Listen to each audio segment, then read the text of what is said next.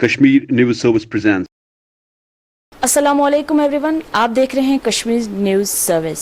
हमारे साथ मौजूद है अभी Jammu and Kashmir contractors coordination committee के प्रेसिडेंट गुलाम जीलानी पुरजा साहब।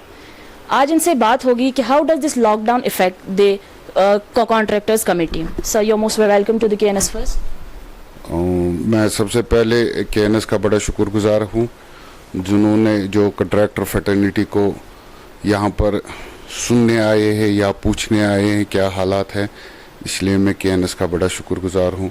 मेरा सवाल यही रहेगा आपसे कि कैसे ये lockdown, how does this effect the contractors committee. देखिए, इससे पहले जो 5 अगस्त से यहाँ पर कर्फ्यू था, पहले वो भी था, बदकिस्मती हुई। उसके बाद हमने ये सोचा था कि अब सीज़न आ गया, मार्च के बाद यहाँ पर सीज़न आता है, जो यहाँ काम करने होते, काम का सीज़न जो लगता है वो मार्च के बाद ही लगता है, क्योंकि विंटर्स में यहाँ उतना काम नहीं होता है। लेकिन उसके साथ साथ ही यहाँ लॉकडाउन हुआ, इसलिए इस वक्त जो हमारी कॉन्ट्रैक्टर फ्रेटर्निटी है बहुत ही परेशान है, बहुत से बेरोज़गार हैं। हम इस फ्रेटर्निटी के साथ मुंसलिक जम्मू कश्मीर के सारे ठेकेदार कुल मिला के हम कम से कम 30,000 इसमें इस वक्त पड़े हुए हैं कि इस कॉन्ट्रैक्टर जो काम रोज़गार चला रहे हैं अपना।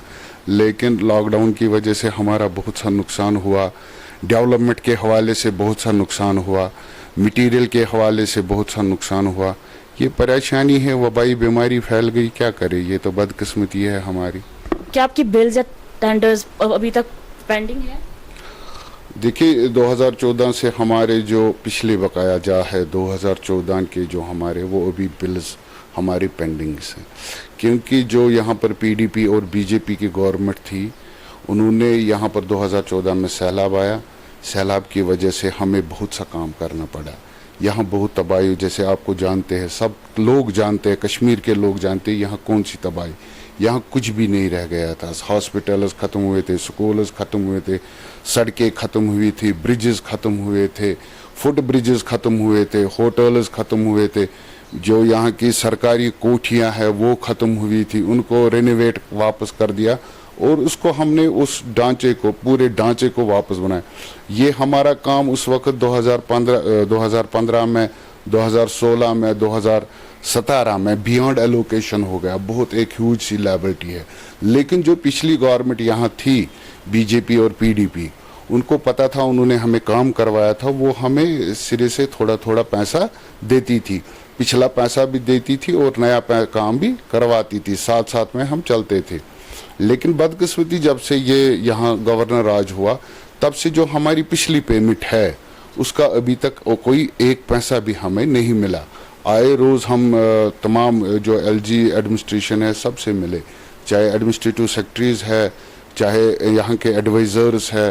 हालांकि खुद हम एलजी साहब से भी मिले पिछले मार्च में, उन्होंने कहा था, मार्च में हमने मिले थे, उन्होंने कहा था कि इस वक्त मार्च चल रहा है तो मैं ये टेकअप करूँगा गवर्नमेंट ऑफ इंडिया से, आहिस्ता आहिस्ता करके मार्च के बाद में ये पैसे आपको दूंगा। लेकिन बदकिस्मती है, अभी ईद उल अज़हा आने वाला है, अभी तक ये पैसे नहीं वागुजार हुए।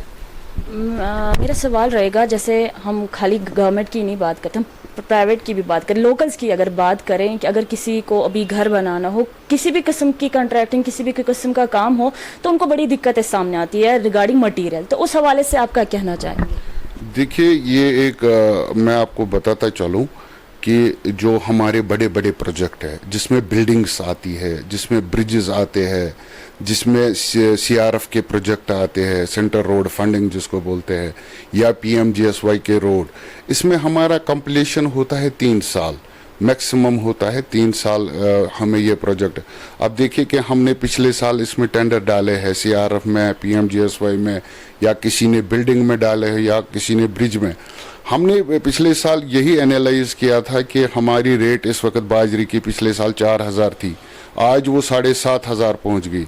हमने ये एनालाइज किया था कि रेत गाड़ी जो थी वो 6,500 में, आज वो 14,000 में इस वक्त मिल रही है। हमने 19,000 उस वक्त ये ईंट की गाड़ी पड़ रही थी, इस वक्त वो 32,000 में है। मुझे लगता है इससे ये जो रेट एनहांस हो गई है, मार्केट बढ़ गया है, इससे डेवलपमेंट पे बहुत असर पड़ने वाला है, क्योंकि जो हमने टेंडर्स डाले हैं वो हमने उसी रेट पे उस वक्त कंपटीशन में हमने टेंडर्स डाले हैं, वो कंपटीशन में इस वक्त जो रेट इस वक्त जो अब्रप्टली 100% मुझे लगता है 100% रेट इंक्रीज हो गई। इससे डेवलपमेंट पे बहुत असर पड़ने वाला है। ये क्यों हुआ? ये इसलिए हुआ जो यहाँ जियोलॉजी एंड माइनिंग ने ये रेट इंक्रीज क्यों हुई, जो यहाँ जियोलॉजी एंड माइनिंग ने पिछले 1 साल से बैन लगाई है रॉ मटेरियल्स पर, क्यूरीज पे, या ये जो सैंड यहाँ निकालने वाले थे उन पे बैन लगाई है, या जो बोल्डर्स उधर से उठा रहे थे, इसीलिए ये मसला इसीलिए हुआ। मुझे लगता है कि मैं आपके माध्यम से गुजारिश करना चाहता हूँ एलजी साहब को, वो जल्द से जल्द इस मसले पर गौर फरमाए, ताकि मुझे लगता है कि ये जो डेवलपमेंट इस वक्त जम्मू कश्मीर की पूरे स्टेट की जो डेवलपमेंट वो हाल्ट हो जाएगी इससे, क्योंकि हमने पिछले काम जो लिए हुए हैं वो हमने पिछले रेटों पे लिए हुए हैं। ये मसला है। जैसे कि पहले ज़माने में देखा जाता था, कुछ अरसा पहले भी जो कॉन्ट्रैक्टिंग का जो बिज़नेस होता था, ये काम होता, ये पीक पे होता था, एक आला बिजनेस माना जाता था, लेकिन ड्यू टू सम सर्कमस्टेंसेस सब कुछ डाउन होता जा रहा है। तो आपको क्या लग रहा है कि जो इस रिगार्डिंग इस बिज़नेस से जुड़े, क्या वो बिज़नेस से क्विट कर रहे हैं? हाँ, नेचुरली अब आहिस्ता आहिस्ता इससे भी पहले जो यहाँ पर बेरोज़गारी थी, यहाँ पर जो बहुत बेरोज़गारी है, अब मुझे लगता है इन 30 साल में, क्योंकि अब लगता था कि जो यहाँ पर पढ़े लिखे नौजवान इसमें आते थे, वो काम करते थे, वो थोड़ा थोड़ा काम करते थे, लेकिन मुझे लगता है अब ये जो पेमेंट का मसला बन गया, ये जो पेमेंट का मसला बन गया, इससे मुझे लगता है कि अब ये आहिस्ता आहिस्ता जो लोग हैं बेचारे, अब वो जिनके पास सोर्सेज नहीं है, अब ये आहिस्ता आहिस्ता हम ये छोड़ रहे हैं। बहुत से ठेकेदारों ने अभी छोड़ दी, किसी ने शॉप खुला है, किसी ने कुछ काम किया है। आहिस्ता आहिस्ता इस तबके में भी अभी कमी हो रही है। पहले तो फ्लो आ रहा था, यहाँ बेरोज़गारी बहुत थी, फ्लो आ रहा था, लेकिन जब ये फंस गए, यहाँ पर पैसे लोगों के फंस गए, तो अब मुझे लगता है कि आहिस्ता आहिस्ता लोग इससे पीछा छुड़ाना चाहते हैं, क्योंकि जिनके पास 5 लाख हो 10 लाख थे, उन्होंने वो लगाए गवर्नमेंट के पास, अब वो गवर्नमेंट ने पिछले 5 साल से नहीं दिए, अब वो बेचारे फाका कशी के शिकार हैं और ये छोड़ रहे हैं आहिस्ता आहिस्ता ही। तो एट द एंड आपसे यही जानना चाहेंगे कि आपका गवर्नमेंट से क्या मुतालबा रहेगा, अपने कमेटी के प्रेसिडेंट होने के नाते और आम लोगों के लिए भी आपका गवर्नमेंट से क्या मुतालबा रहेगा, क्योंकि इस बिज़नेस में हर कोई इफ़ेक्ट हो रहा है, चाहे वो शिकारे वाला हो जो शिकारे में बैठ के ना पानी से रेत निकाल रहा था, या कोई बड़ा बिजनेसमैन हो। तो आपका क्या मुतालबा रहेगा गवर्नमेंट से? देखिए, सबसे पहले मेरी गवर्नमेंट से ये अपील है कि वो जो हमारे पिछले पैसे बकाया जात है वो रिलीज़ करें। दूसरा, जो रॉ मटेरियल पे इन्होंने बैन लगाई है, इससे मुलव्वस 60,000 लोग हैं यहाँ, क्योंकि 60,000 लोग जो अपनी फैमिलीज़ को फीड कर रहे थे। इससे गवर्नर इंतज़ामिया से मेरी गुजारिश है कि वो इसमें सीरियस अपनी तरफ से एक सीरियस ये नोट ले, ताकि ये जो 60,000 लोग ये बेरोज़गार ना हो जाएं।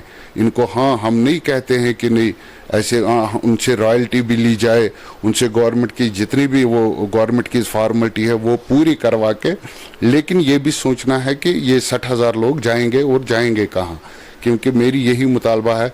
अब ईद उल अज़हा आने वाला है, मेरी एलजी साहब से ये गुजारिश है, जो कंट्रैक्ट फटर्निटी के जितने भी पैसे हैं जिस महकमे में हमारी बकाया जात है, वो जल्द से जल्द रिलीज़ करें। हमारे साथ JNK CCC प्रेसिडेंट गुलाम जिलानी पुरजा साहब। अब देखना यही है इनकी कई बातों पे गवर्नमेंट अपना फैसला क्या सुनाती है, ये तो आने वाला वक्त ही बताएगा। With camera person Suhail Naik, this is Rahneda, Kashmir news service, Srinagar. Thanks for watching Kashmir News Service.